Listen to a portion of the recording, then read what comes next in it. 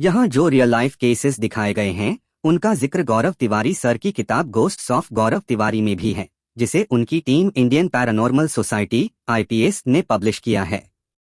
चलिए intro role करते हैं। पहले एपिसोड की शुरुआत होती है गौरव सर की कुछ रियल लाइफ फुटेज से। न्यूज चैनल्स पर उनके गुजर जाने की खबर चल रही होती है। टाइमलाइन जंप करती है जुलाई 2016 पर दिल्ली के सफदरजंग हॉस्पिटल में गौरव की ऑटोप्सी हो रही थी।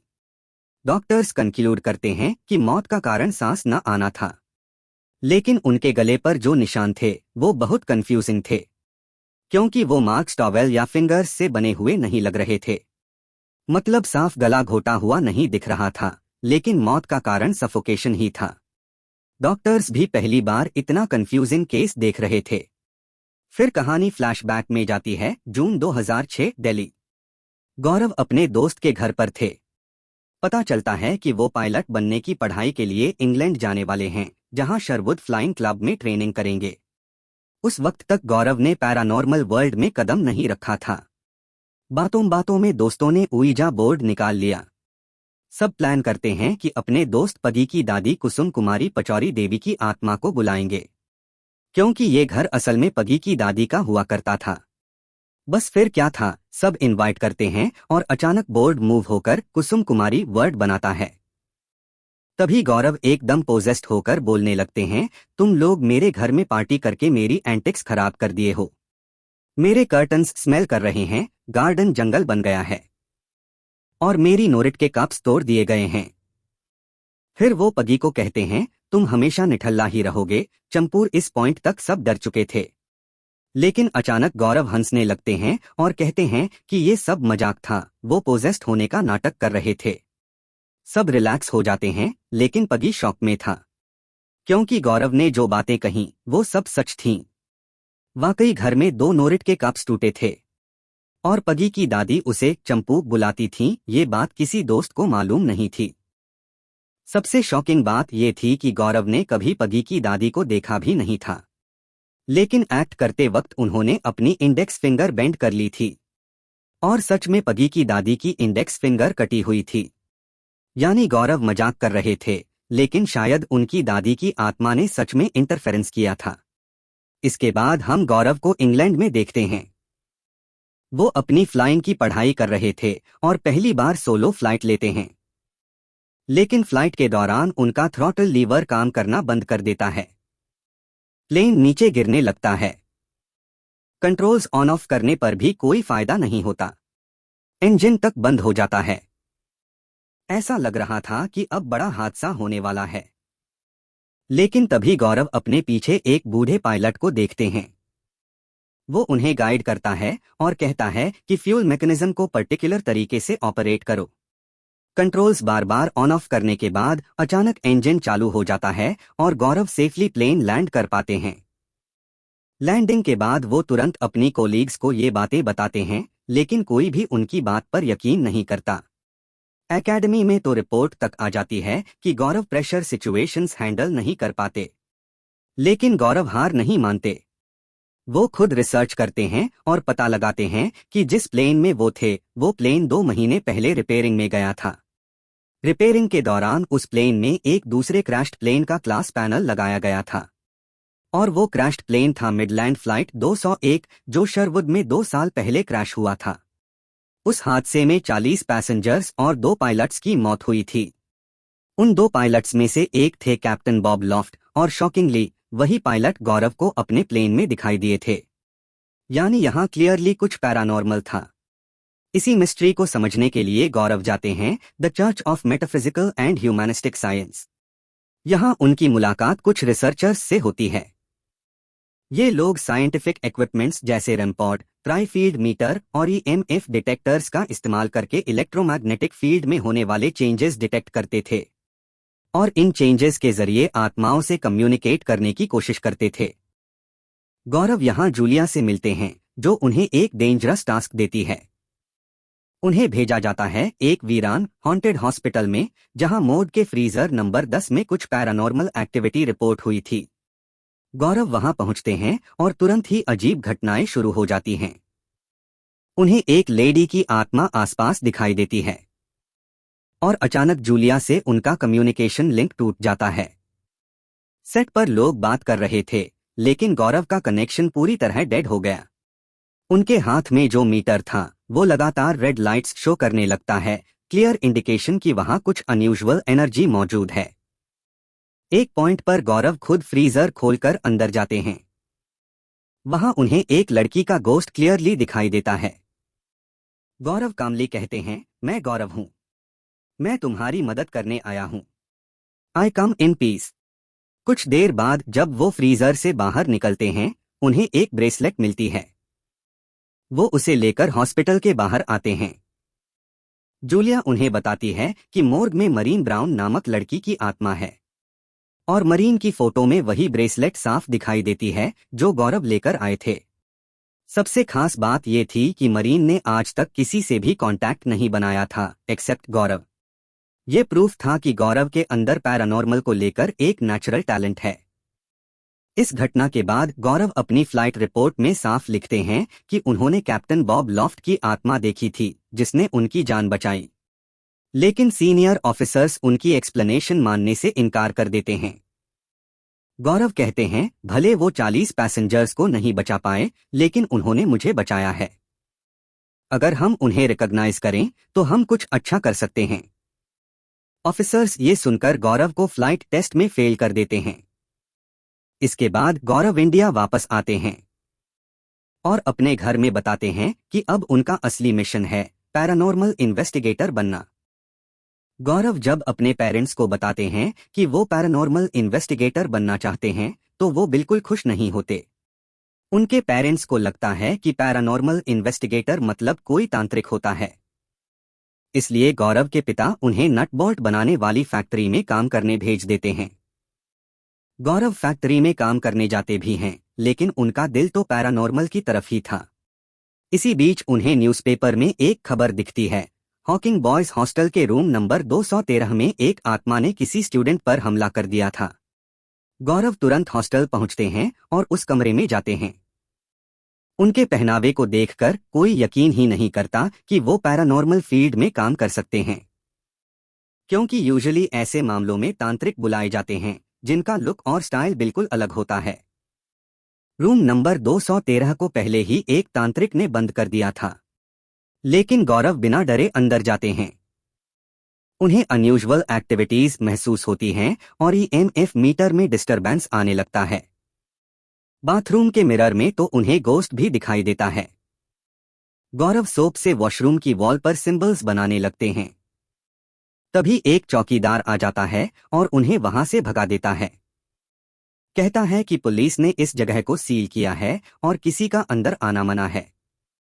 इसके बाद गौरव अपने फ्रेंड्स को सब बताते हैं, लेकिन उनके दोस्त उनके काम का मजाक उड़ाते हैं।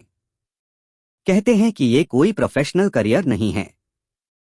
लेकिन गौरव ठान चुके थे कि उन्हें पैरानॉर्मल फील्ड में ही काम करना है और इसी वजह से वो एस्टैब्लिश करते हैं Indian paranormal society IPS. IPS की शुरुआत में गौरव मेघा नाम की एक लड़की से मिलते हैं।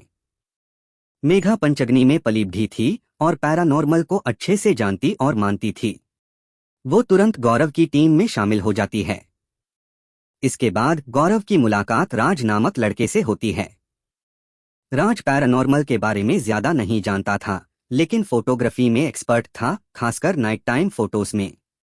गौरव श्योर नहीं थे कि राज को हायर करें या नहीं, लेकिन राज कहता है कि उसके पास एक केस है। बस फिर क्या था, गौरव न सिर्फ राज को हायर करते हैं बल्कि उसके बताए केस को भी लेते हैं। दूसरी तरफ कहानी शिफ्ट होती है गुड़गांव, मुंबई में। एक विला के अंदर हम एक फैमिली को देखते हैं, पति विक्रम, पत्नी दिशा और उनका डॉग ब्रूनो। एक दिन विक्रम ऑफिस के लिए निकलता है। घर पर दिशा फोन पर बात कर रही होती है। तभी अचानक उसे अपने डॉग की आवाज सुनाई देती है। चेक करने पर वो देखती है कि ब्रूनो बेड के नीचे छिपा हुआ है। इनफैक्ट ब्रूनो के बगल में एक आत्मा भी दिखाई देती है, जिसे देखकर दिशा डर जाती है। अब दोस्तों, विक्रम एक्चुअली गौरव की टीम के नए हायर राज का डिस्टेंट कजिन था और इसी केस पर गौरव काम करने वाले थे। गौरव तुरंत विक्रम और दिशा से मिलते हैं। पता चलता है कि ये कपल पिछले 2 साल से इस रेंटेड घर में रह रहे थे, लेकिन आज तक कोई दिक्कत नहीं आई थी। अचानक पिछले कुछ दिनों से उनका डॉग ब्रूनो सिर्फ एक खास कमरे की खिड़की के पास बैठा रहता है और लगातार बाहर देखता रहता है। वेट्स का कहना था कि ब्रूनो को कोई हेल्थ प्रॉब्लम नहीं है, ये बिहेवियर सिर्फ एक अनयूजुअल इशू है। लेकिन अगर कोई उस खिड़की को खोलने की कोशिश करता है तो ब्रूनो अग्रेसिव हो जाता है। दिशा का कहना था कि उसने इस कमरे में कई बार अजीब चीजें देखी हैं। इसलिए गौरव, मेघा और राज तुरंत कमरे की इन्वेस्टिगेशन करते हैं। मेघा पॉइंट आउट करती है कि खिड़की के पास अचानक टेम्परेचर ड्रॉप महसूस होता है। गौरव कंक्लूड करते हैं कि यहाँ कुछ पैरानॉर्मल है। वो इसके 4 रीजंस देते हैं। कमरे के अलग अलग जोन्स में अलग अलग टेम्परेचर है। कमरे की घड़ी बंद हो चुकी है और टीम का कैमरा भी फुल चार्ज से अचानक डेड हो गया, क्योंकि आत्माएं एनर्जी फील्ड्स के साथ छेड़छाड़ करती हैं और ऐसे इफेक्ट्स प्रोड्यूस होते हैं। गौरव खुद इस अनयूजुअल एनर्जी को फील कर रहे थे। ब्रूनो क्लियरली इसे सेंस कर पा रहा था, क्योंकि एनिमल्स की सिक्स्थ सेंस ह्यूमंस से कहीं ज्यादा स्ट्रांग होती है। अब सवाल ये था कि यहाँ किसकी आत्मा है और वो क्या चाहती है। इसका जवाब तो आगे इन्वेस्टिगेशन से ही मिलेगा। कुछ रातों बाद दिशा के साथ फिर से अनयूजुअल घटनाएं होती हैं। रूम का लैंप बार बार गिरता है, टीवी अपने आप ऑन हो जाता है और कोई उसकी ब्लैंकेट खींचता है। हद तो तब होती है जब दिशा क्लियरली गोस्ट को देख लेती है। यहां से एक पैटर्न नोटिस होता है। ये आत्मा मोस्टली दिशा को ही परेशान कर रही थी, जबकि विक्रम को कभी दिखाई नहीं देती थी। गौरव अनुमान लगाते हैं कि ब्रूनो शायद इस आत्मा को खिड़की से आते जाते देखता है, इसलिए वो खिड़की के पास बैठकर गार्ड करता रहता है। केस को आगे बढ़ाने के लिए ये लोग घर के लैंडलॉर्ड मिस्टर पारेख से मिलते हैं। मिस्टर पारेख भूत प्रेत की बात सुनकर भड़क जाते हैं। कहते हैं पिछले 2 साल से तो कोई दिक्कत नहीं थी, अब अचानक ये सब कैसे होने लगा, और ये बातें करना ठीक नहीं है। अगर भूत प्रेत की अफवाह फैल गई तो प्रॉपर्टी की वैल्यू गिर जाएगी। यह सुनकर मेघा एक शॉकिंग ट्रूथ रिवील करती है। वो बताती है कि इस घर में पहले जो टेनेंट रहता था उसने खुद को आग लगाकर खत्म कर लिया था, और मिस्टर पारेख ने ये बात विक्रम और दिशा से छिपाई थी। मिस्टर पारेख बताते हैं कि उस आदमी का नाम अवि घोष था। वो कोलकाता से था और एक पेंटर था। एक दिन पड़ोसी ने कॉल किया कि अवि मर गया है। पुलिस ने इसे सुसाइड डिक्लेयर कर दिया। गौरव, मेघा और राज तुरंत उस पर्टिकुलर कमरे में इन्वेस्टिगेशन शुरू करते हैं। वो कैमरास लगाते हैं, EMF मीटर्स सेट करते हैं और मोशन सेंसर्स भी इंस्टॉल करते हैं। गौरव कोशिश करते हैं अवि से कम्युनिकेट करने की, और अवि की स्पिरिट सच में मोशन सेंसर ट्रिगर करके जवाब देती है। मिस्टर पारेख फ्रीक आउट कर जाते हैं। एक पॉइंट पर गौरव ब्रूनो को कमरे से बाहर भेजते हैं और खुद खिड़की खोलते हैं। जैसे ही वो ऐसा करते हैं, उन्हें फील होता है कि किसी ने धक्का दिया। गौरव खिड़की से गिर जाते हैं, लेकिन अगले ही क्षण वो किसी तरह लटककर बच जाते हैं। गौरव कहते हैं किसी ने मुझे धक्का दिया, लेकिन फिर किसी हाथ ने मुझे गिरने से रोक भी लिया, यानी यहाँ की स्पिरिट किसी खास बात को लेकर नाराज थी। मिस्टर पारेख को लगता है कि ये सब ड्रामा है, लेकिन गौरव अपने फोरआर्म दिखाते हैं जहां साफ हाथों के निशान बने हुए थे। सीन बदलता है। हम गौरव की मां को देखते हैं, जो उन्हें एक गहरी बात समझाती हैं। वो कहती हैं हमें आत्माओं से डरना नहीं चाहिए, क्योंकि वो भी पहले इंसान हुआ करते थे। हम इंसानों से तो नहीं डरते, लेकिन जैसे इंसानों में अच्छे और बुरे लोग होते हैं, वैसे ही आत्माओं में भी कुछ बुरी आत्माएं होती हैं। इंसानों को तो हम सजा दे सकते हैं, लेकिन आत्माओं को सजा कैसे देंगे? आगे हमें पता चलता है कि विक्रम और दिशा के घर में ब्रूनो अचानक बीमार पड़ गया है। जी हाँ दोस्तों, ब्रूनो को हॉस्पिटल ले जाने की बात होती है। गौरव तुरंत वहां पहुंचते हैं और अवि की स्पिरिट से कम्युनिकेट करने की कोशिश करते हैं। वो कहते हैं अवि, जानवर की जान कभी मत लो। तभी अचानक दिशा के फोन पर एक कॉल आता है। विक्रम कॉल उठाता है, लेकिन फोन इतना गर्म हो चुका था कि हाथ में पकड़ना मुश्किल था। गौरव कपड़े की मदद से फोन उठाते हैं और कुछ ऐसा सुनते हैं जिससे उन्हें केस की असली डायरेक्शन समझ में आने लगती है। क्या सुना था गौरव ने, ये रिवील थोड़ी देर बाद होता है। ब्रूनो को हॉस्पिटल ले जाया जाता है। अगले दिन जब दिशा फोन पर बात कर रही होती है, अचानक किचन की हर अप्लायंस अपने आप ऑन हो जाती है। Fridge, washing machine, toaster, gas stove, सब एक साथ चालू हो जाते हैं। दिशा को ऐसा लगता है मानो फ्रिज से कोई बाहर निकल रहा है। वो चिल्लाती है और तभी एक गोस्ट उसके बगल में आकर कुछ कहती है। दिशा डर जाती है और शॉक में चुप हो जाती है। वो तुरंत गौरव को बुलाती है और यहीं गौरव इस केस का असली राज खोलते हैं।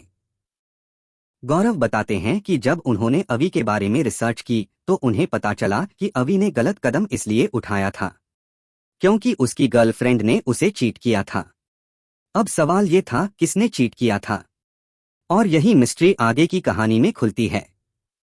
ब्रूनो के बीमार पड़ने वाली रात यानी पिछली रात, जब गौरव ने दिशा का गरम फोन उठाया था, उसमें कॉन्टैक्ट लिखा था निधि।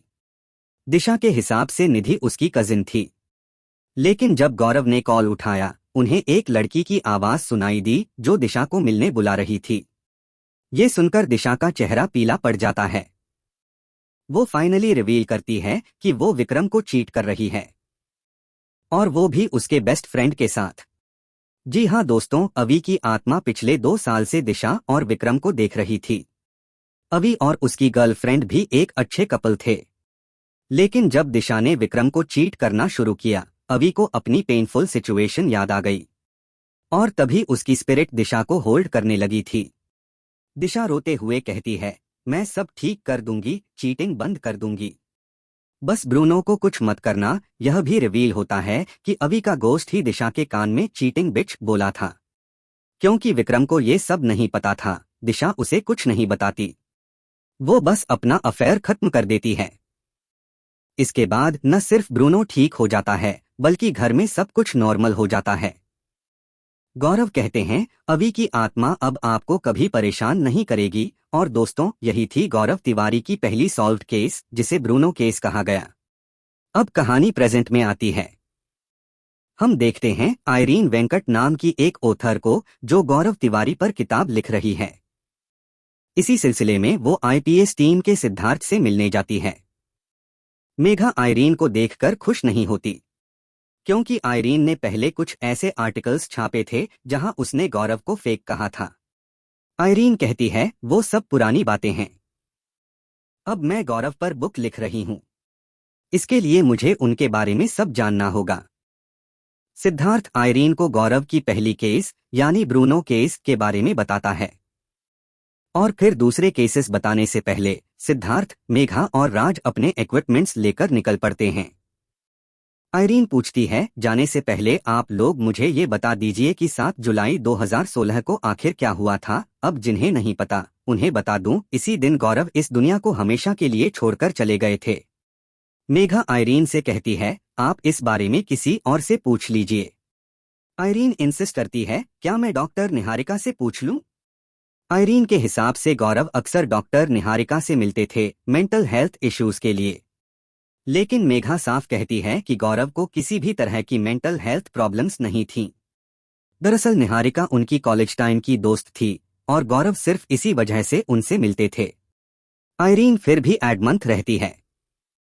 वो गौरव का मशहूर डायलॉग रिपीट करती है, जब तक जानोगे नहीं तब तक मानोगे कैसे। नेक्स्ट सीन में हम आयरीन को देखते हैं, वो निहारिका को चेज कर रही होती है, उनसे बात करने की कोशिश करती है, लेकिन निहारिका उसे इग्नोर करती है। यहीं पर कहानी एक फ्लैशबैक में जाती है, गौरव की मौत से 1 महीने पहले की घटना। उस वक्त गौरव निहारिका से मिले थे। वो प्राउड थे कि निहारिका अब साइकोलॉजी की डॉक्टर बन चुकी थी और उनका अपना क्लिनिक भी था। निहारिका नोटिस करती है कि गौरव थोड़े परेशान दिख रहे हैं।